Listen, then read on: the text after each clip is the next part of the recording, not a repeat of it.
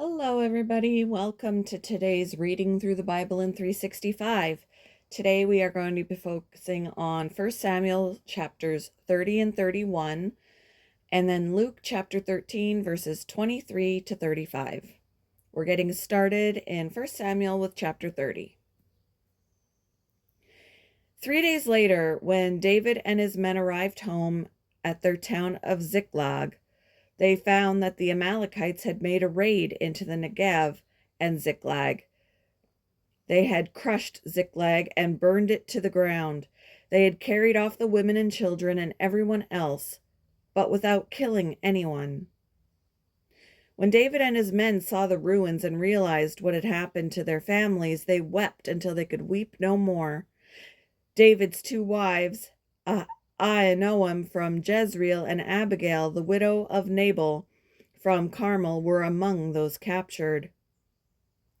David was now in great danger because all his men were very bitter about losing their sons and daughters, and they began to talk of stoning him. But David found strength in the Lord his God. Then he said to Abiathar the priest, "Bring me the ephod." So Abiathar brought it. Then David asked the Lord, "Should I chase after this band of raiders? Will I catch them?" And the Lord told him, "Yes, go after them. You will surely recover everything that was taken from you." So David and his 600 men set out, and they came to the brook Besor. But 200 of the men were too exhausted to cross the brook, so David continued the pursuit with 400 men. Along the way, they found an Egyptian man in a field and brought him to David. They gave him some bread to eat and water to drink. They also gave him part of a fig cake and 2 clusters of raisins, for he hadn't had anything to eat or drink for 3 days and nights. Before long, his strength returned. "To whom do you belong and where do you come from?" David asked him. "I am an Egyptian, the slave of an Amalekite," he replied. "My master abandoned me 3 days ago because I was sick. We were on our way back from raiding the Kerethites in the Negev, the territory of Judah, and the land of Caleb, and we had just burned Ziklag." "Will you lead me to this band of raiders?" David asked. The young man replied, "If you take an oath in God's name that you will not kill me or give me back to my master, then I will guide you to them." So he led David to them, and they found the Amalekites spread out across the fields, eating and drinking and dancing with joy because of the vast amount of plunder they had taken from the Philistines and the land of Judah. David and his men rushed in among them and slaughtered them throughout that night and the entire next day until evening. None of the Amalekites escaped except 400 young men who fled on camels. David got back everything the Amalekites had taken, and he rescued his 2 wives.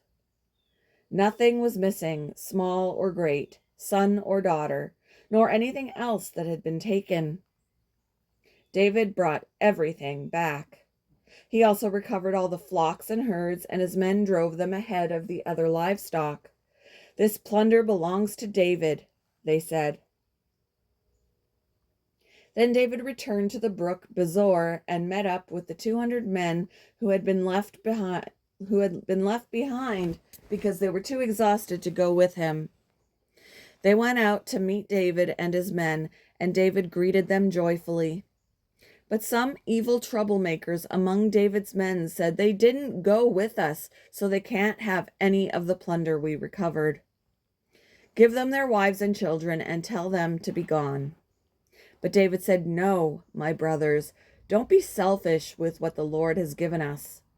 He has kept us safe and helped us defeat the band of raiders that attacked us. Who will listen when you talk like this? We share and share alike, those who go to battle and those who guard the equipment."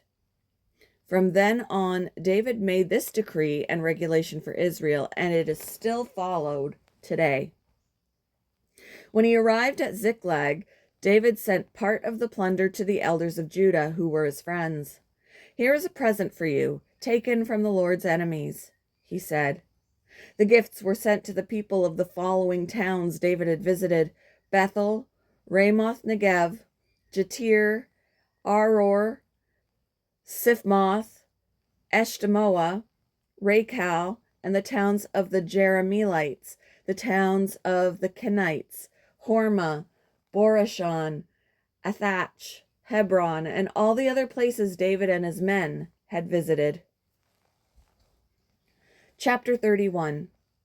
Now the Philistines attacked Israel, and the men of Israel fled before them. Many were slaughtered on the slopes of Mount Gilboa. The Philistines closed in on Saul and his sons, and they killed 3 of his sons, Jonathan, Abinadab, and Malchishua. The fighting grew very fierce around Saul, and the Philistine archers caught up with him and wounded him severely. Saul groaned to his armor-bearer, "Take your sword and kill me before these pagan Philistines come to run me through and taunt and torture me." But his armor-bearer was afraid and would not do it. So Saul took his own sword and fell on it. When his armor-bearer realized that Saul was dead, he fell on his own sword and died beside the king. So Saul, his 3 sons, his armor-bearer, and his troops all died together that same day. When the Israelites on the other side of the Jezreel Valley and beyond the Jordan saw that the Israelite army had fled and that Saul and his sons were dead, they abandoned their towns and fled. So the Philistines moved in and occupied their towns. The next day, when the Philistines went out to strip the dead, they found the bodies of Saul and his 3 sons on Mount Gilboa. So they cut off Saul's head and stripped off his armor. Then they proclaimed the good news of Saul's death in their pagan temple to the people throughout the land of Philistia. They placed his armor in the temple of Ashtoreths, and they fastened his body to the wall of the city of Bethshan. But when the people of Jabesh Gilead heard what the Philistines had done to Saul, all their mighty warriors traveled through the night to Bethshan and took the bodies of Saul and his sons down from the wall. They brought them to Jabesh, where they burned the bodies. Then they took their bones and buried them beneath the tamarisk tree of Jabesh, and they fasted for 7 days. Moving on to Luke chapter 13, verses 23 to 35. Someone asked him, "Lord, will only a few be saved?" He replied, "Work hard to enter the narrow door to God's kingdom, for many will try to enter but will fail. When the master of the house has locked the door, it will be too late. You will stand outside knocking and pleading, 'Lord, open the door for us.' But he will reply, 'I don't know you or where you come from.' Then you will say, 'But we ate and drank with you and taught in our streets.' And he will reply, 'I tell you, I don't know you or where you come from. Get away from me, all you who do evil.' There will be weeping and gnashing of teeth, for you will see Abraham, Isaac, Jacob, and all the prophets in the kingdom of God, but you will be thrown out. And people will come from all over the world, from east and west, north and south, to take their places in the kingdom of God. And note this: some who seem least important now will be the greatest then, and some who are the greatest now will be least important then." At that time, some Pharisees said to him, "Get away from here if you want to live. Herod Antipas wants to kill you." Jesus replied, "Go tell that fox that I will keep on casting out demons and healing people today and tomorrow, and the 3rd day I will accomplish my purpose. Yes, today, tomorrow, and the next day I must proceed on my way, for it wouldn't do for a prophet of God to be killed except in Jerusalem. O Jerusalem, Jerusalem, the city that kills the prophets and stones God's messengers. How often I have wanted to gather your children together as a hen protects her chicks beneath her wings, but you wouldn't let me.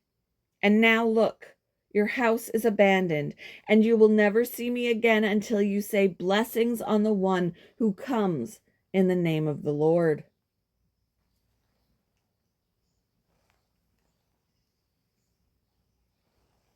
Thank you for joining me for today's Reading Through the Bible in 365. I hope you all have a wonderful Monday, and I will see you in the next one, guys. Bye.